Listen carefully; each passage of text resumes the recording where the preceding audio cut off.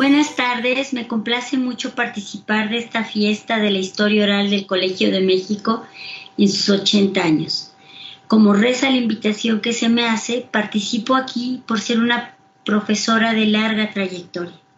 En efecto, es larga mi trayectoria en el Colegio de México y muy rica en experiencias humanas y académicas. Me inicié como becaria en el Centro de Estudios Lingüísticos y Literarios, donde mi itinerario ha pasado por varias paradas.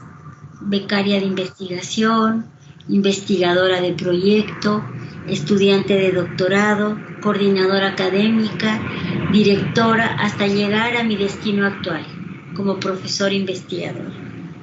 Llegué al Colegio de México hace 50 años. Aquí, el cliché de toda una vida cobra sentido en este momento de remembranza. En efecto, una parte de mi vida personal ha estado entramada con la vida de la institución que me ha dado conocimiento, experiencia y motor de vida.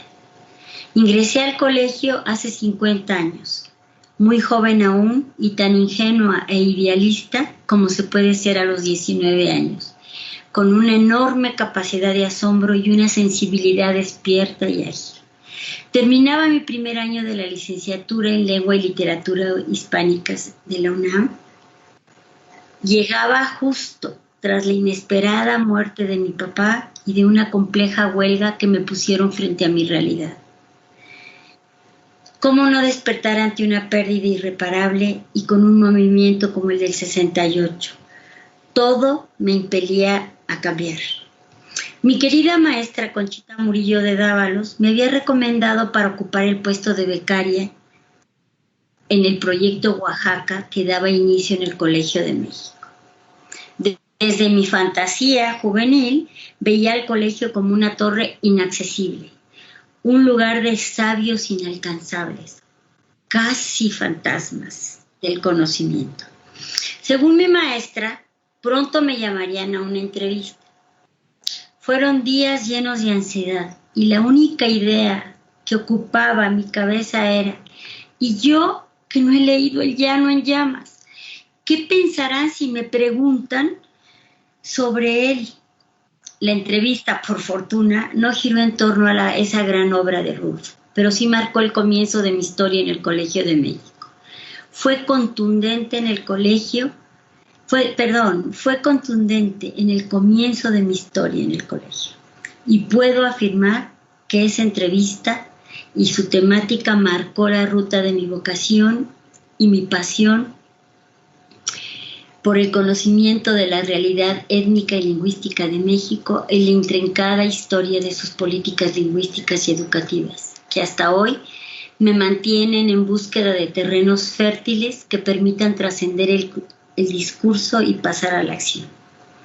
Como en los días de aquella lejana entrevista, desde que me llegó la invitación a participar en la historia oral del colegio, pensé en diversas formas de hacerlo de la mejor manera. La solemne es la indicada, me decía a mí misma. 80 años lo exigen, con un esquema bien estructurado, que de tan bien organizado solo le falten las notas a pie de página y la bibliografía. Pero también había una voz que me repetía: sé espontánea, deja fluir tus recuerdos. Pero esta forma tampoco me convencía, pues me ponía en riesgo. La emoción de los recuerdos y las vivencias agolpadas caóticamente podrían hacerme caer en lugares comunes que, aunque ciertos y comprobables, podrían resonar al lugar común. La excelencia de la institución, el rigor de la institución, las glorias del Colegio de México. Decidí entonces una solución a medio camino que me permitiera el equilibrio entre la solemnidad del aniversario de Larga Monta y la emotividad de reconstruirlo. La narración, bien conocida por mí desde la perspectiva académica, seguir la pauta de los rasgos distintivos de una de sus manifestaciones más investigadas. La narración de historia personal, donde el acomodo de personajes, espacios y tiempos se construye a partir del yo, desde el pasado al presente narrado. Los espacios y tiempos de mi historia se inician en su primera parte en Guanajuato 125, edificio moderno en aquellos tiempos, donde el CEL ocupaba el tercer piso de mi cotidianidad. De 1959 a 1981 eran los tiempos entre mi enamoramiento profundo, los temas del proyecto Oaxaca, los indígenas hablantes del español como segunda lengua y los libros de texto gratuitos. Me casé y formé una familia con 3 hijos, protagonistas centrales de mi historia. De pronto, mi historia se vive en camino a la Jusco 20. El colegio se había cambiado para allá y yo empezaría una segunda parte de esta narración en un lugar espectacular, edificio que pese a la explosión de muchos otros aún se señorea con el trasfondo del Pico de la Isla, donde he vivido entre el segundo y tercero y cuarto niveles desde el inicio de mi doctorado en lingüística hispánica hasta hoy en día, en un pequeño cubículo del cuarto nivel. Los personajes de este momento de la narración son de variada personalidad y creatividad.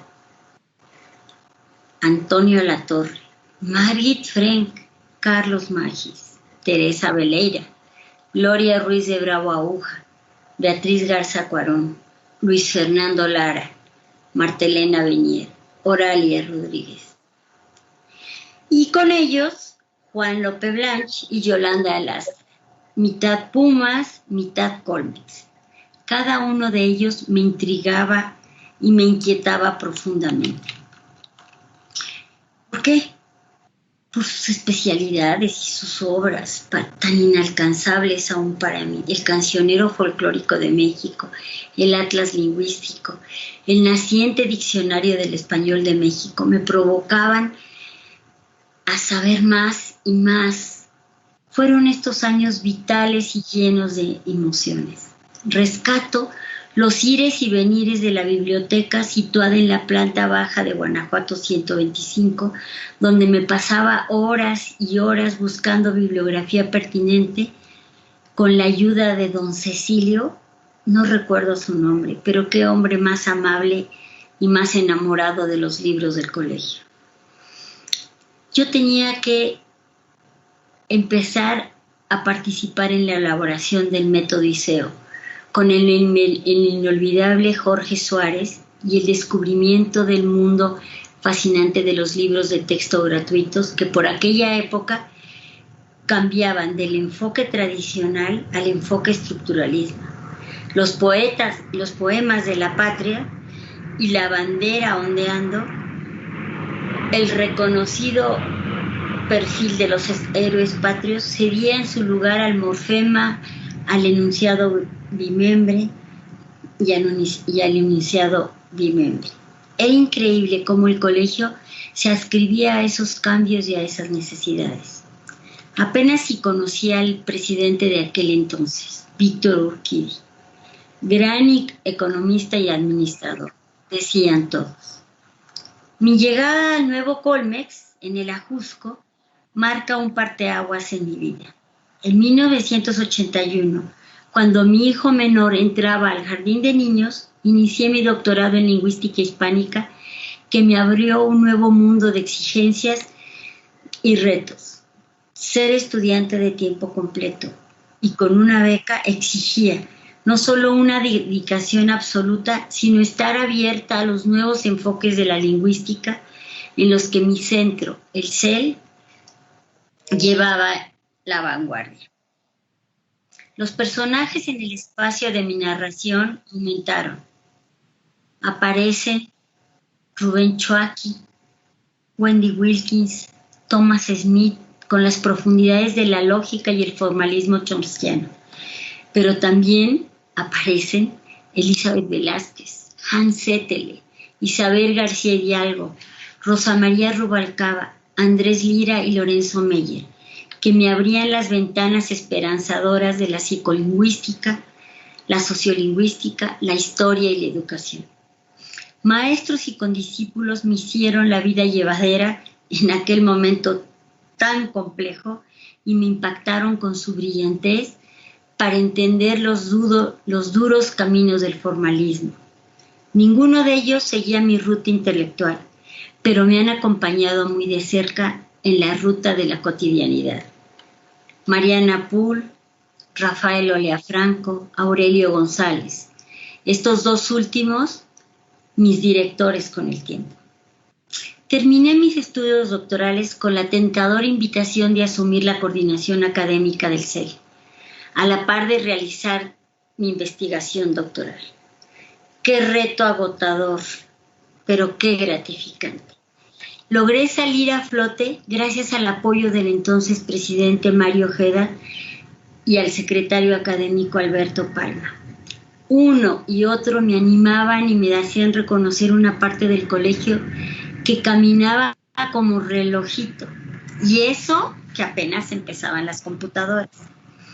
Terminaba la coordinación llena de experiencias gratas, con el espacio de mi historia enriquecida con la presencia de muchos estudiantes prometedores y entusiastas y el compromiso de terminar mi tesis doctoral a tiempo.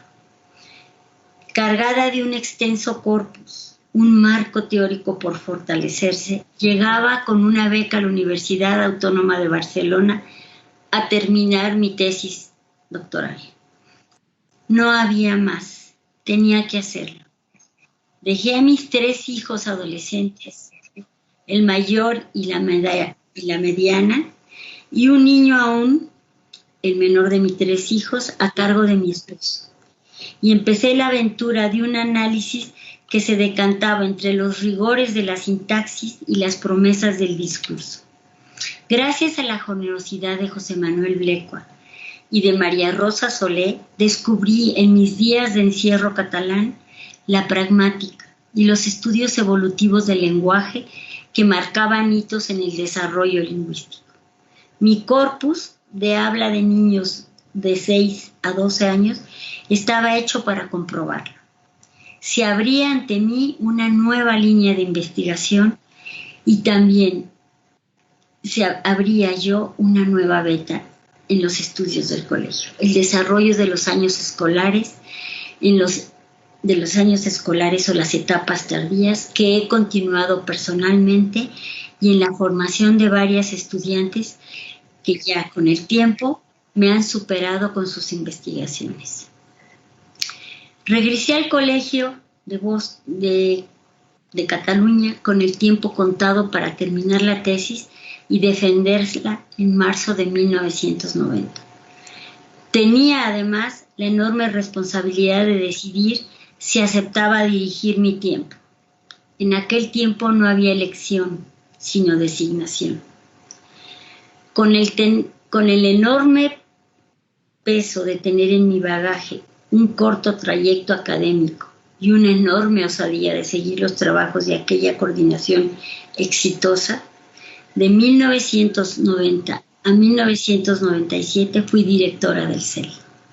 En mi dirección, siempre con respaldo de la generosidad y la alegría de Mario Ojeda, hubo de todo, sinsabores, llantos, alegrías, satisfacciones. Y un enorme descubrimiento de la naturaleza humana junto con una inmensa voluntad de hacer, lucir y crecer mi centro, el CEL. La nueva revista de Filología Hispánica seguía su derrotero de seriedad y prestigio. Se multiplicaron las multiplicaciones. Aparecían nuevas series donde los profesores mostraban la versatilidad de sus investigaciones. Hubo grandes focos y foros que nos pusieron en la mira nacional e internacional, donde muchos de nuestros profesores estaban a la vanguardia de los nuevos enfoques teóricos y metodológicos que crecían junto con el colegio. El CEL crecía también a la par que el colegio, con Andrés Lira a la cabeza. Es muy memorable destacar que al tiempo que fortalecía su gran tradición hispanista con el Atlas lingüístico y el DEM, también se fortalecía a la vera del Archivo de las Lenguas Indígenas que coordinaba Yolanda Lastra y con la beta abierta de los estudios descriptivistas por Thomas Smith. De memorable recuerdo. De pronto empezaban a llegar nuevos especialistas en esas dos áreas. Por mi parte, trataba de aportar a mis propias áreas el desarrollo del lenguaje en los años escolares y la política del lenguaje en México, y a fortalecer también el conocimiento de la investigación lingüística en nuestro país, participando con la pionera de estos estudios, Claudia Parodi. Terminé mi dirección para dar paso a Luis Fernando Lara. Justo al día siguiente de la presentación de Varia Lingüística y Literaria, que celebraba los 50 años de mi centro, por cierto, esta Varia era muestra de los elocuentes trabajos colegiados del CEL. Entonces, partí para Boston, para gozar de una beca Fulbright que me permitía pasar como profesora visitante una estancia en la Escuela de Educación de Harvard al lado de Catherine Snow. De inigualable generosidad. Gracias a esta generosidad, a la paz de las grandes bibliotecas de Harvard y al apacible río Charles, pude volver con gran entusiasmo y voluntad al origen de mis grandes amores académicos. Regresé de Harvard con la firme convicción de abonar en mis campos de investigación. Empecé por darle ímpetu a la investigación lingüística en México, que retomé unos años con mi colega Claudia Parodi para seguir posteriormente sola con LINMEX. Sola, pero con un gran equipo. El equipo LINMEX, que hoy todavía me acompaña con sus nuevos personajes. El tramo de 2000 a 2020 marcan los años fuertes de mi producción, que se dan paralelos a los años de la presidencia de Javier García Diego y de Silvia Giorgiuli, donde el crecimiento del colegio y su presencia y su proyección internacional son conocidos y evidentes. Contagiada del entusiasmo de pertenecer a esta institución, siempre en crecimiento, creaba en mi mente grandes proyectos que aterrizaron felizmente en la historia de la sociolingüística en México con mi colega Pedro Martín Butragueño, con Entre Paradojas, para conmemorar los 50 años de los libros de texto gratuito que habían causado gran revuelo en aquellos tiempos con una reforma educativa nueva. También surgió el proyecto del homenaje al gran Thomas Smith, el inolvidable maestro indigenista que nos abrió aquella enorme veta de investigación que hoy sigue abonando con los jóvenes maestros del CEL. Trabajé entonces al lado de mi colega Esther Herrera aquel libro de homenaje, pero también seguí por el lado del desarrollo lingüístico infantil con las narrativas y su impacto en el desarrollo lingüístico. En los polos de esta obra están mi favorita, los estudios del habla infantil en los años escolares, Un solecito calientote, en 2002, Mitos y realidades del desarrollo lingüístico en los años escolares, y finalmente, en 2018, de Babel a Pentecostés. Un recuento de las contradicciones de las políticas lingüísticas en México. Surge en 2016 mi gran proyecto, el sueño de mi vida, el Seminario de Lingüística y Educación, cuyo fin es motivar la interculturalidad y la escritura. El problema indígena vuelve a aparecer en mi horizonte con gran fuerza, probada hasta en la pandemia con el desarrollo de un MOOC apoyado por el Centro de educación digital del Colegio de México. Traté de hacer la narrativa de mi vida imbricada con la del colegio. ¡Qué osadía! Ahora quedaría darle fin de manera canónica, como terminan las narrativas, con un desenlace y una coda, pero aún no me llega. Todavía no vivo para decir cómo terminará esta historia, pero sí sé que mi historia terminará y el colegio continuará. Y ojalá que mi vida, mientras continúe, dé frutos en el Seminario de Lingüística y Educación con una intervención sensible y atinada, hija de la necesidad genuina de romper el duro vicio de la desigualdad que enferma a nuestro país. Hoy por hoy, la desigualdad, uno de los pilares más robustos en la investigación del Colegio de México. Termino mi narración con una reflexión muy de la tradición oral. 80 años de matrimonio son las bodas de castaño, árbol frondoso de noble fruto. Yo, en mis años dorados de vida en el colegio, agradezco el haber tenido la espléndida oportunidad de haber crecido a la sombra de ese árbol.